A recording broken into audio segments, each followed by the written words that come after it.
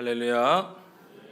오늘도 거룩한 주님의 날에 주의 전에 나오신 모든 성도님들의 삶과 모든 영역 가운데 하나님의 은혜 위로가 충만하기를 주님의 이름으로 축복합니다. 우리는 지금까지 이제 디도의 사역의 현장을 따라가면서 바울이 그레데 교회에 전한 권면을 함께 살펴왔습니다.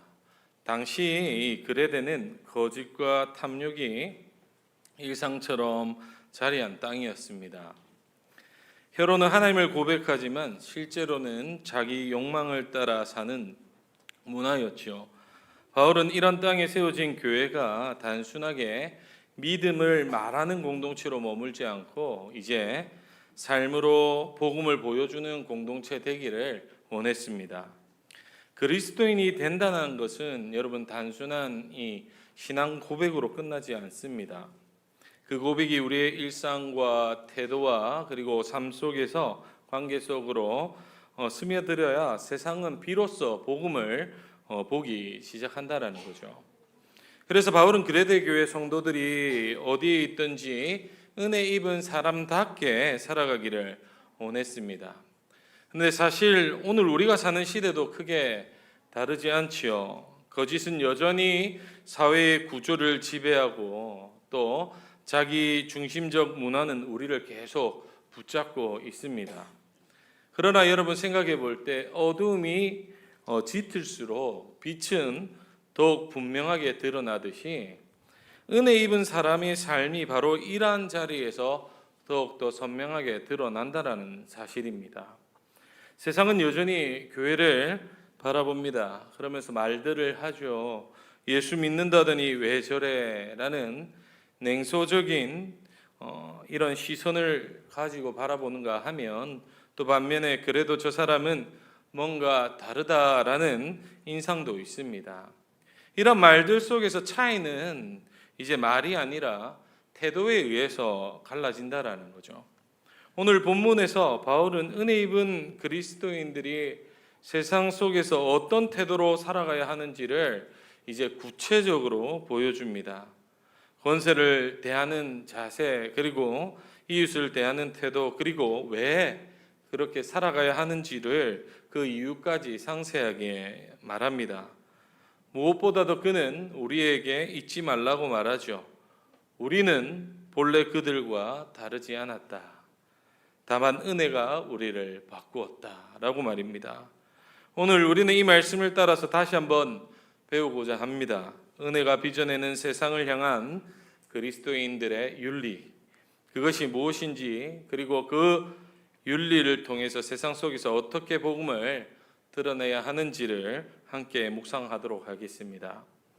먼저 바울은 성도들에게 이렇게 권면합니다. 1절을 보시면 통치자들과 권세 잡은 자들에게 복종하며 순종하며 모든 선한 일을 행하기를 준비하게 하라라고 말씀합니다. 여러분 여기서 말하는 복종이라는 이 말은 단순하게 이 굴종이 아닙니다. 권력자 앞에서 두려움에 떨며 억지로 따른다라는 말이 아니지요. 복종이란 이 권세 자체를 절대시하는 것이 아니라 그 권세 배후에서 일하시는 하나님을 인정하는 내적 태도가 이 복종이란 단어입니다. 다시 말해서 하나님께서 허락하신 질서 속에서 자신의 위치를 지키는 이 신앙의 태도를 말하는 겁니다. 그리고 이러한 내적 태도가 삶의 행동으로 드러나는 것이 바로 순종이다라고 할 수 있겠지요. 여러분 당시 로마 제국의 이 체제는요, 여러분 정의롭지 않았습니다. 이 정치 지도자들은 종종 불의했고 법은 늘 강자의 편에 서 있었습니다. 사실 성도들이 이런 상황 속에서 세상을 바라보면서 해야 했던 태도는 이 세상의 체제의 완전성을 바라보면서 존중하는 것이 아니라 그 불완전한 현실 너머의 모든 것을 주관하고 계시는 하나님의 주권을 존중해야 했다라는 겁니다. 여러분 우리가 사실 지금 사회를 봐도 참 다를 바가 없죠. 정치적으로 지금 양극화되어 있고 또 지금 교계에는 이러한 이슈로 큰 문제가 생겨나서 이 말 저 말 듣는 상황 가운데 우리가 가져야 할 태도는 그럼에도 불구하고 하나님께서 이 모든 역사를 주관해 나가시고 이끌고 계시다라는 사실입니다. 그러므로 권세를 존중하는 태도는 단순하게 사회적 의무가 아니라 하나님께 대한 신앙 고백임을 분명하게 바울은 말해주고 있죠. 그래서 바울은 이런 말을 하면서 이어서 하는 말이 모든 선한 일을 행하기를 준비하게 하라라고 말하는데, 이 준비한다라는 말은 맡은 기회가 오면 선행을 베풀겠다라는 소극적 태도가 아닙니다. 그것은 마치 군인이 언제 전투가 일어날지 모르는 상황에서 늘 무장하고 갖추고 대기하는 것처럼 언제 어디서든지 하나님이 부르시면 곧장 응답할 수 있는 내적 긴장과 깨어 있음을 말하는 단어가 바로 준비하다라는 단어예요. 은혜 입은 자들은 늘 삶이 열려 있으며 뿐만 아니라 이웃의 아픔에 대한 상황을 바라볼 때 지체하지 않고 반응할 수 있는 민감함을 갖추고 있어야 된다라는 것을 말합니다. 그러면서 바울은 구체적으로 성도들의 이러한 인격을 묘사하죠. 은혜 받은 사람이라면 이렇게 살아야 된다라는 것을 묘사하는데, 그것이 3장 2절 말씀입니다. 아무도 비방하지 말며 다투지 말며 관용하며 범사의 온유함을 모든 사람에게 나타내게 하라라고 말씀합니다. 여러분, 비방하지 않는다라는 이 말은 타인의 허물을 드러내지 않고 그의 존엄을 존중하는 일인 것이죠. 뿐만 아니라 다투지 않는다라는 것은 논쟁하면서 상대를 꺾기보다는 삶의 무게로 진리를 증언하는 태도입니다. 말로써 싸울 필요 없이 내 삶으로 증명하면 된다라는 거예요. 그리고 관용은 내 권리를 주장하기보다는 상대의 연약함을 이끌어안는 태도이며, 온유는 힘이 없어서가 아니라 힘을 절제하여 살리는 쪽에 이 힘을 쓰는 성숙한 능력을 의미합니다.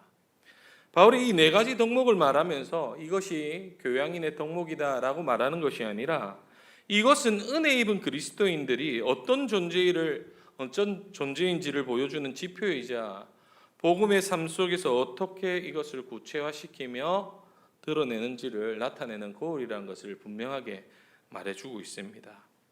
그렇다면 여기서 우리는 한번 생각을 해봐야 됩니다.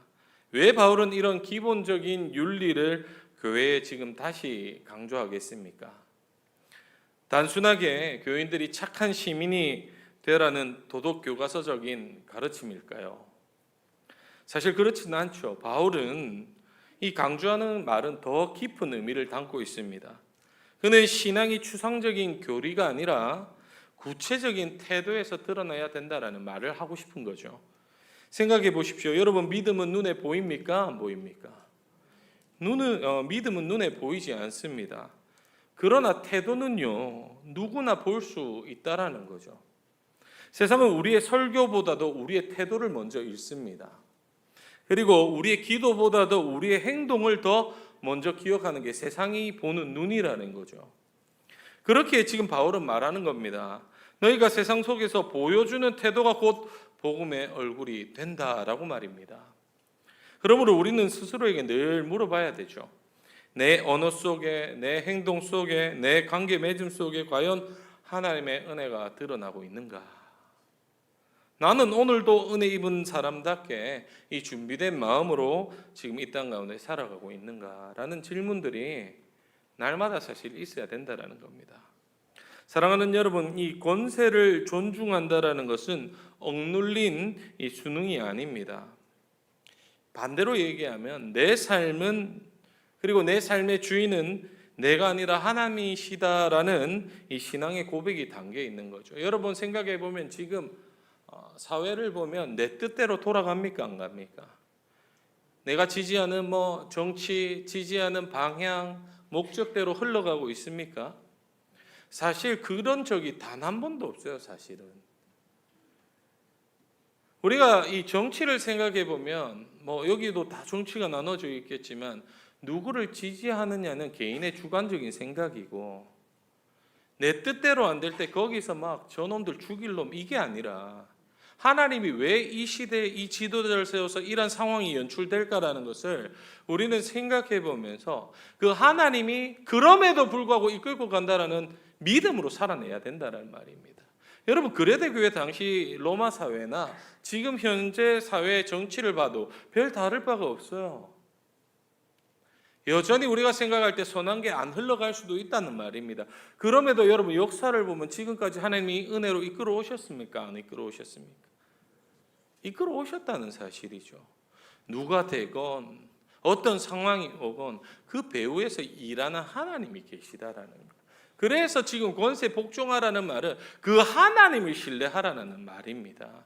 하나님께서 이 시대에 이 삶 가운데 지금 이런 시간들이 펼쳐진 이유는 다 하나님 뜻 안에 있는 거지 내가 내 마음대로 바꿀 수 없다라는 말이에요.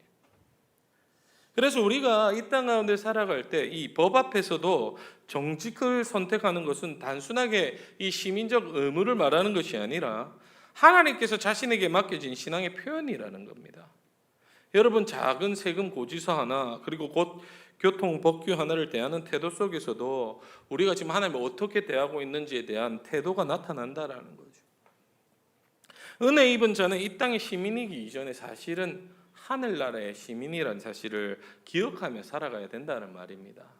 그래서 상황이 어떻든지 간에 지금 나라가 어떤 꼴로 흘러가든지 간에 더 중요한 것은 내가 하나님의 은혜 받은 사람으로서 삶 가운데 살아내는 게 더 중요하다라는 거죠. 또한 선한 일을 준비하다는 말은 우리의 일상 전체를 새롭게 바라보게 만듭니다. 여러분, 준비된 삶을 큰 사건만 이렇게 기다리지 않죠. 우리는 생각할 때 뭔가 크게 해야, 뭔가 드러나야 뭔가 일을 했다고 생각하지만 우리가 준비하는 은혜의 삶은 그렇지 않다라는 거예요. 오히려 일상 속에 작은 틈새 속에 하나님의 부르심을 발견할 수 있다라는 말입니다. 여러분, 출근길에 지하철에서 무거운 짐진 든 이웃을 이렇게 도와주는 작은 손길, 그리고 피곤한 하루를 마치고 가정으로 돌아가서 내 기분보다도 가족들의 필요를 먼저 챙기는 이 배려가 어쩌면 하나님이 예비하신 선한 일의 자리일 수도 있다라는 거죠. 뭔가 특별하게 한 방에 병원에 가서 뭔가 가서 아프니까 가서 하고 이게 아니라 엘리베이터를 타도 여러분 인사를 먼저 하고 먼저 좋은 말을 건네주는 이 태도가 우리가 늘 깨어서 은혜로 사는 사람들의 태도일 수 있다라는 말입니다. 여러분, 그래서 하나님이 모든 순간에 우리의 선하심을 드러내기를 원하고 계신다는 사실을 잊어서는 안 된다는 거예요. 뿐만 아니라 우리의 언어와 태도 역시 은혜로 다시 빚어져 가게 합니다. 은혜 입은 사람은 언어의 습관이 달라지죠. 비방 대신 축복, 다툼 대신 기다림, 자기 주장 대신 경청, 분노 대신 절제된 힘이 자리를 잡습니다. 이것은 인간의 수양이 아니라 성령이 맺게 하시는 하나님의 열매라는 사실입니다. 이러한 태도는 교회 안에서만 아니라 믿지 않는 세상 속에서도 더 분명히 드러나야 되죠. 저도 지금 이 말 하지만 은혜가 상실되고 또 그런 것들이 무너질 때는 언어가 달라져요. 저희 아내가 한 번씩 저에게도 늘 그러는데 말 좀 이 말 한마디 합니다. 근데 그게 저도 알아요. 잘못되고 있는데 지금 고갈된 상태구나라는 게 느껴집니다. 이 바쁘다 보니 은혜가 상실이 되는 거예요. 제가 이번 주 중에 멘토 목사님하고 이렇게 또 이야기를 하는데 제 설교를 들으시고 정 목사 요새 네 책 안 읽지? 이러더라고요. 근데 알아요. 목사님 내가 얼마나 지금 바쁘게 움직이는 줄 알고 계시고 제가 그래요. 전 최선을 다해서 지금 돌아가고 있습니다. 근데 알아요. 그럼에도 불구하고 시간을 내서 은혜 자리를 마련해라라고 말합니다. 제가 요새 느껴지는 게 그래요. 제가 지금 여기서 설교하지만 내려가서는 여러분 아이고 한 건 했다 이게 아니라 죽고 싶은 심정입니다. 다 망쳤다. 제게 성도님들 은혜 받았습니다 하는데 감사하죠. 그런데 제 스스로를 돌아볼 때 내가 정말 깊이 있게 묵상했나? 정말 이 은혜를 가지고 말씀을 전했나라고 생각해 보면 그렇지 않을 때가 더 많아요. 지금 기계적으로 막 돌아가는 느낌이 많습니다. 그래서 제가 원래 출근한 패턴이 있는데 성경을 읽고 그다음 뭐 이렇게 설교도 준비하고 가는데 멘토 목사님 말대로 와서는 이제 책을 좀 같이 읽습니다. 성경 읽고 나서 책 읽고 좀 계속적으로 이런 은혜 공급함이 될 만한 것들을 찾아가려고 하는데 결국 우리가 우리의 삶의 태도에서 이런 것들이 나타나려면 하나님의 은혜를 매일매일 채워 넣어야 된다라는 말이에요. 은혜가 없다면 여러분 아무리 교회 일을 해도 좋은 소리가 나지가 않습니다. 그래서 우리가 이 땅 가운데 살아갈 때 특별히 세상은 우리를 바라볼 때 어떻게 하냐면 우리의 말이 아니라 우리의 태도를 보면서 그 복음을 읽기 때문에 우리의 삶이 날마다 바뀌어야 된다는 거죠. 사랑하는 여러분, 우리가 세상 속에 가장 그렇게 성실한 시민이 되고 또 이웃의 필요 앞에 가장 먼저 응답하는 사람이 되고 나아가 관계 속에서도 온유하고 관대한 사람이 되어야 됩니다. 그 모든 기준은 은혜라는 거예요. 우리가 이거 억지로 만들어내는 도덕적 긴장도 아닙니다. 이것은요, 생각해보면 은혜가 빚어내는 방식이라는 거예요. 은혜가 우리를 새롭게 할 때 우리의 태도는 복음의 얼굴이 될 줄로 믿습니다. 따라서 매일의 삶 가운데 이 하나님의 은혜를 기대하시고 기도하시면서 매일의 삶의 시작을 하나님의 은혜로 채워나가는 우리 모든 성도님 되기를 주님의 이름으로 축복합니다. 그런데 이제 바울은 성도들의 이제 이 말을 하고 나서 과거에 대해서 언급을 해요. 3절 말씀을 보면 우린 전에는 어리석은 자요 순종하지 아니한 자요 속은 자요 여러 가지 정욕과 행락에 종노릇하는 자요 악독과 투기를 일삼는 자요 가정스러운 자요 비참이완 자였으나 라고 기록합니다. 이 짧은 문장이지만 인간의 이 실존을 낱낱이 고발하는 말이죠. 어리석다라는 말은 단순한 무지가 아니라 여러분 하나님의 지혜를 외면하는 태도를 말합니다. 뿐만 아니라 불순종은 알면서도 따르지 않는 의지적인 반항이지요. 또 속은 자라는 말은 헛된 약속과 거짓된 가치에 끌려다니는 인간의 연약함을 보여줍니다. 여러분 그렇지 않습니까? 막 돈에 속고 있죠. 돈이 마치 행복의 지표처럼 말하지만 여러분 돈이 많으면 많을수록 문제는 더 많아진다라는 겁니다. 그러면서 그게 마치 가치인 양 속으면서 살아가죠. 뿐만 아니라 정욕과 행락의 종이란 표현은 자유를 갈망하지만 실상은 욕망에 사로잡혀 노예처럼 살아가는 이 인간의 아이러니를 그대로 담고 있는 표현입니다. 나아가서 악독과 투기는 관계를 병들게 하는 사회의 죄악이고 가증스러움과 미움은 공동체를 무너뜨리는 적대적 구조를 그대로 보여주는 단어죠.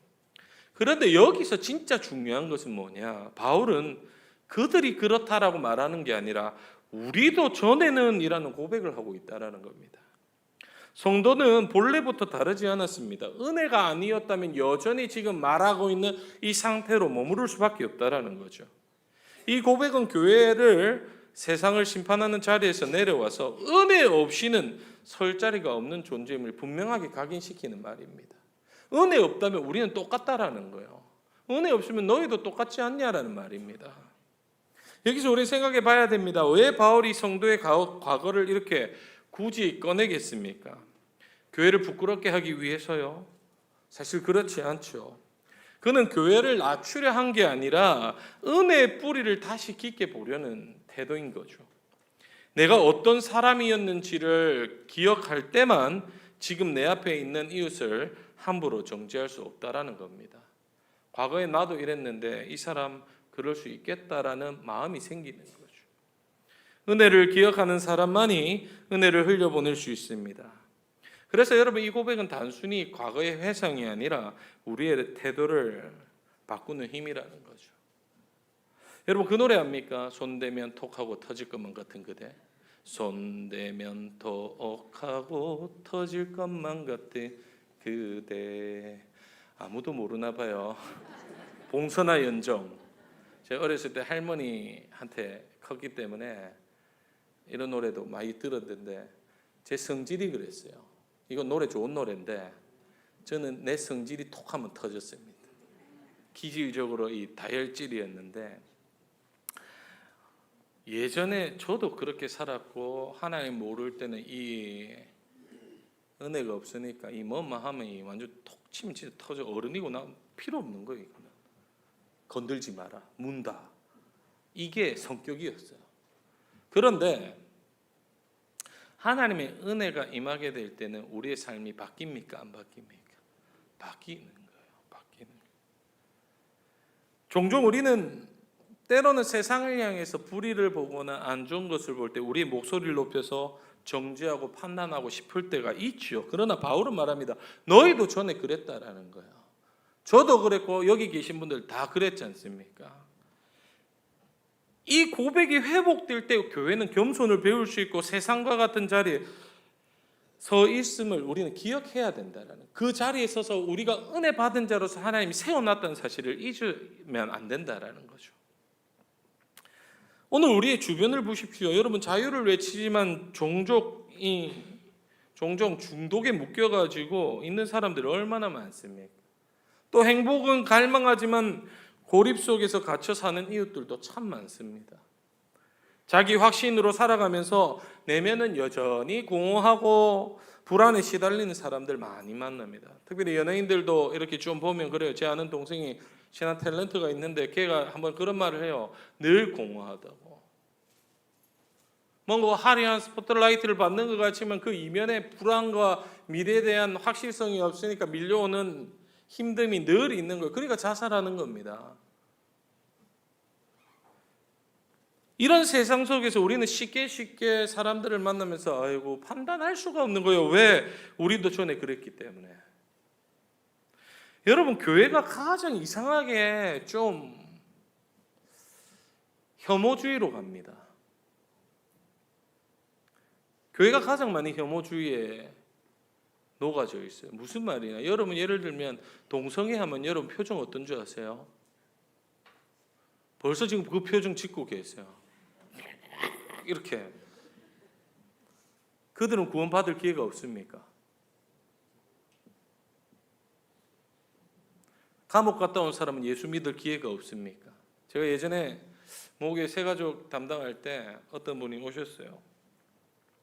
교육을 하는데 계속 와서 방해를 해서 내가 선생님 이따가 저랑 따로 얘기합시다 하고 교육은 끝나고 맞춰서 얘기하니까 그런 말을 합디다.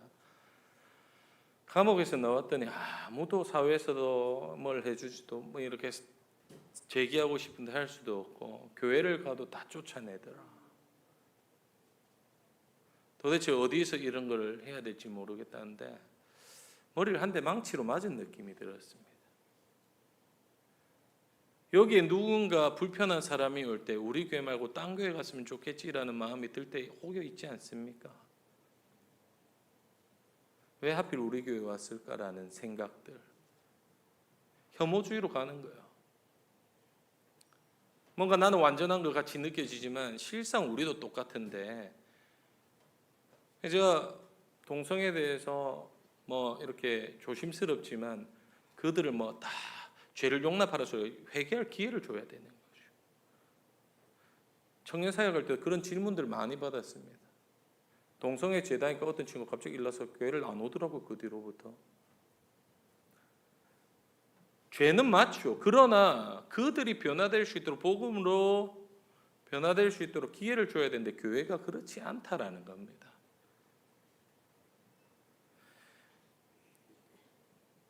교회가 말해야 될 것은 뭐냐면 나도 예전에 그랬다. 그러나 은혜가 나를 바꿨다라는 고백이 계속 나올 수 있도록 해야 된다는 말이에요. 당신도 은혜를 누리며 변화될 수 있습니다라는 말이 나와야 된다는 말입니다. 이 고백이 회복될 때 교회의 언어가 달라지는 거예요. 정죄가 긍휼로 바뀌고 조롱이 기다림으로 바뀌고 멀리함이 품음으로 바뀐다는 말입니다. 은혜를 기억하는 공동체는 실패한 자를 밀어내지 않고 오히려 그에게 다가가서 나도 그랬습니다. 그러니 그 은혜로 가까이 갑시다라고 같이 갈 수 있는 거예요. 사랑하는 여러분, 그렇게 여러분 지금 이런 세상 속에서 문제 앞에서 여러분 세상을 향해 손가락질하는 대신 손을 내미는 사람이 되기를 바랍니다. 판단 대신 여러분 기다려 주십시오. 멀리하는 대신 품어달라는 말입니다. 저도요. 제가 자주 얘기하지만 제 부모님이 그렇게 방황할 때 내친 적이 없어요. 오히려 더 아침마다 축복 기도해 주시고 끝까지 인내로 기다리니 바뀝디다. 하나님 은혜가 작동을 하는 거예요. 내 자식을 바라볼 때 답답한 것 같습니까? 내 남편, 내 안 믿는 아내를 보면서 힘든 것 같습니까? 여러분이 은혜가 있다면 여러분의 은혜로 변화될 수 있는 길이 열린다는 사실이에요.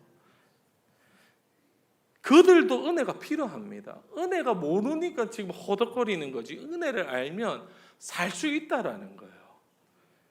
우리도 여전히 여러분 그래서 은혜로만 살아가는 것 아닙니까? 우리 찬양도 이제 은혜 아니면 살 수가 없네. 모든 도움이 주님의 은혜인 거예요. 여러분 오늘 아침에도 주님의 전에 나오기까지 살아서 이게 와서 예배 드릴 수 있는 것도 은혜입니다. 우리가 은혜 없이 살 수가 없는 건데 우리는 쉽게 망각하고 우리가 하나님 자리에 있어서 자꾸 심판을 하려고 하는데 그게 아닌 거예요. 도리어 말하는 요지는 뭐냐? 교회를 통해서 이 은혜가 흘러가기를 원한다라는 겁니다. 그러면서 이제 바울은 그렇게 말하면서 이어서 말하죠. 과거의 어둠을 고백한 직후에 빛을 향해 고개를 듭니다. 4절 말씀을 보시면 우리 구주 하나님의 자비와 사람 사랑하심이 나타날 때에라고 말하는데 여기서 나타나다라는 말은 마음의 감정이 아니라 실제 역사 속에서 드러낸 사건을 의미하죠. 하나님께서는 인간의 죄와 무력함을 외면하지 않으시고 예수 그리스도를 보내주심으로 그 십자가 사랑으로 말미암아 십자가로 말미암아 이 하나님의 자비와 사랑을 선명하게 비춰줬다는 말입니다.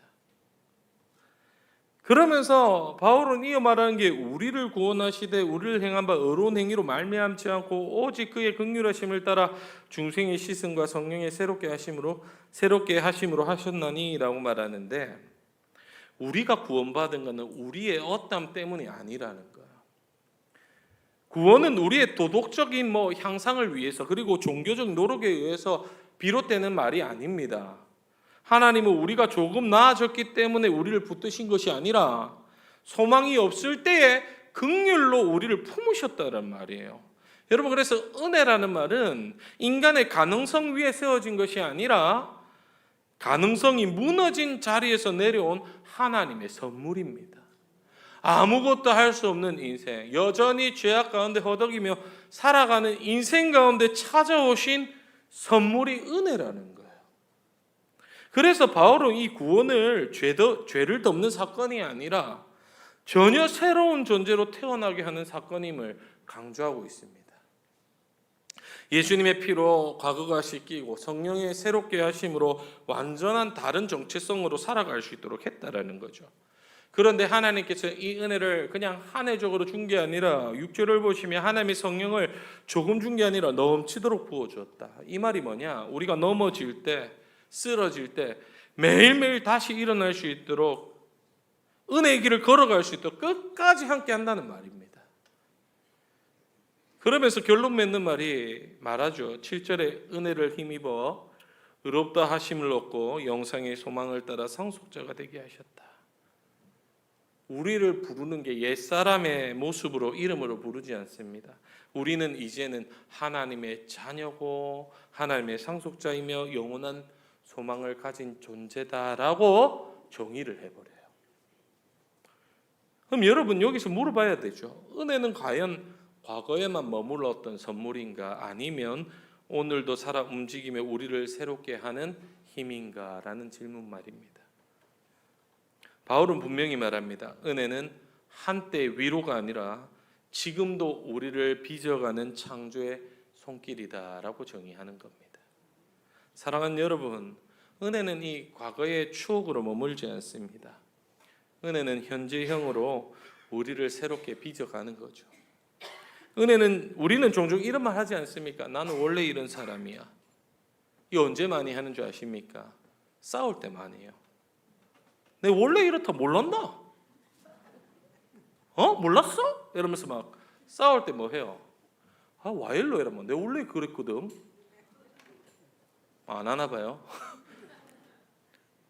이 말이 뭐냐면 자신을 그 과거의 틀에 가두는 말들입니다. 나 원래 못 왔어. 원래 이래 삐딱해. 근데 네가 보태준 거 있냐? 이런 말이죠. 그런데 은혜는 그렇게 말하지 않아요. 은혜는 너는 이제 새롭게 된 자다라고 말하고 있습니다. 더 이상 과거의 죄책감에 묶여 살 이유가 없다라는 말이에요. 성령께서 지금도 우리의 마음과 습관과 관계를 계속 새롭게 해 나간다라는 말입니다. 교회 역시 이 은혜의 증거가 되어야 되죠. 여러분, 은혜 입은 교회는 서로 과거를 들추는 공동체가 아닙니다. 네 옛날에 안 그랬나? 네 그랬잖아. 이게 아니라는 거예요. 서로의 새로운 시작을 믿어주는 공동체입니다. 누군가 넘어졌을 때, 누군가 시험 당할 때, 누군가 어려움 당할 때 꼬시다가 아니고 하나님께서 지금도 빚어나가고 계시구나 말할 수 있는 공동체죠. 여러분, 그래서 여러분 우리 교회를 바라볼 때도 패배주의에 물들지 마시기 바랍니다. 모든 상황은 하나님 섭리 안에 있는 거예요. 하나님께서 더 좋은 곳으로 새롭게 빚어나간다는 은혜의 자리임을 기억해야 됩니다.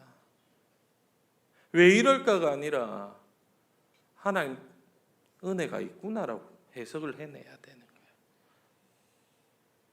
사랑하는 여러분, 그렇기에 오늘 말씀을 통해서 은혜가 주는 정체성을 붙들며 살아가시길 바랍니다. 우리는 더 이상 옛사람이 아니라 하나님의 자녀요 상속자입니다. 두려움 대신 소망으로 바꿔주셨고 낡은 습관 대신 새 길로 걸어갈 수 있도록 은혜 베푸셨다는 말이에요.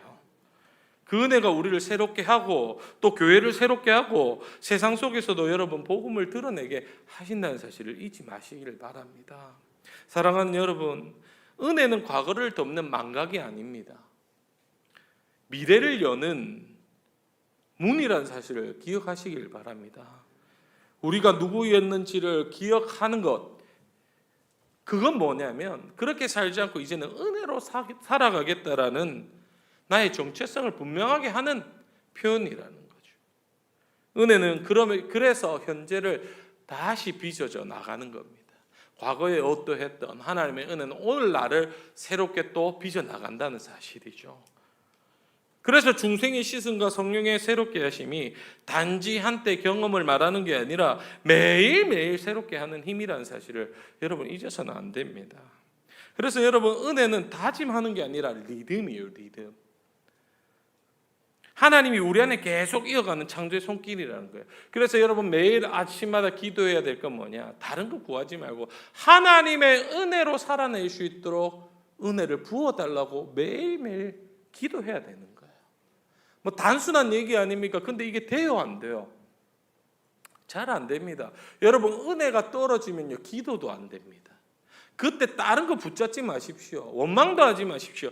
다시 십자가 앞으로 가서 하나님의 은혜로 채워달라고 늘 기도해야 됩니다. 여러분, 은혜가 채워지면 보는 시각이 달라지고 보는 시각이 달라지면 우리의 태도도 달라질 줄로 믿습니다. 나아가서 이 은혜는 미래의 약속이라는 거죠. 우리는 단지 용서받은 자가 아니라 하나님 나라를 상속받을 상속자로 불리운 존재입니다. 여러분, 이 말이 뭐냐면 은혜는 우리를 끝까지 책임지신다라는 하나님의 선언인 거예요. 그러므로 여러분 두려워하지 마시기 바랍니다. 지금 내 상황이, 내 사업이, 내 가정이 지금은 당장 눈에 안 보이는 것 같고 무너진 것 같고 불투명해 보일지 모르겠으나 하나님의 은혜는 우리를 지금도 빚어가고 계시고 영원한 그 하나님의 나라로 이끌고 가신다는 사실을 잊어서는 안 됩니다. 그것 때문에 목숨 끊는 사람들 얼마나 많아요. 은혜가 없으니까 살 소망이 없어지는 거죠. 근데 우리는 그런 상황에서도 일어날 수 있는 거 아닙니까? 제가 이 교회에 오기 전까지 6개월간 쉬었습니다. 늘 얘기하지만 그때 하나님한테 다 포기하고 싶다고 말했고 목사도 못하겠다라고 말했습니다. 그런데 하나님 끝까지 붙들어 주셨고 지금 이 자리에 서 있는 게 얼마나 은혜인지 모릅니다. 그러니까 하나님의 방법하고 우리의 생각하고는 달라요. 지금도 왜 그만두고 싶은 생각 없겠습니까? 스스로를 돌아볼 때 나는 목사하면 안 되는데라는 마음이 사실은 들 때가 훨씬 많습니다. 그때마다 뭐 주변에 뭐 제 아버지를 통해서든 또 가족을 통해서든 또 뭐 주변에 또 다른 분들을 통해서든 제가 은혜가 상실될 때 들을 수 있도록 그분들을 통해서 들을 수 있도록 또 힘을 주시는 게 하나님의 방법이더라고요. 혹여 지금 낭만 가운데 지쳐서 또 여러 가지 어려움으로 아파서 눈물 흘리고 계신 분들이 있다면 여러분 은혜의 자리로 나아가시기를 소망합니다. 하나님이요 그럴 때 두려움에서 기쁨으로 바꿔주시고 슬픔에서 평안의 길로 새롭게 하신다라는 거죠. 결국 하나님은 과거를 정리하시는 분이 아니라 새로운 길을 시작하시는 분입니다. 은혜를 시작하신 일을 은혜로 완성하시는 분이 하나님이라는 거예요. 우리를 은혜로 주의 백성으로 불렀다면 끝까지 주의 나라의 백성으로 이끌고 가시는 게 하나님의 은혜라는 사실을 기억하시며 여러분 이 은혜의 여정에 매일매일 동참하시기를 주님의 이름으로 축복합니다. 이것이 우리에게 주어진 복음의 약속이고 교회가 붙들어야 될 가장 깊은 소망인 줄로 믿습니다. 이제 또 한 주간 세상에 파송받아 살아갈 터인데 이 은혜를 붙잡으시고 세상에서 그 은혜를 흘려보내는 복의 통로로 그리하여 여러분의 삶과 가정과 모든 영역 가운데 주의 은혜로 위로받고 승리하는 우리 모든 성도님들 되시기를 예수 그리스도의 이름으로 축복합니다.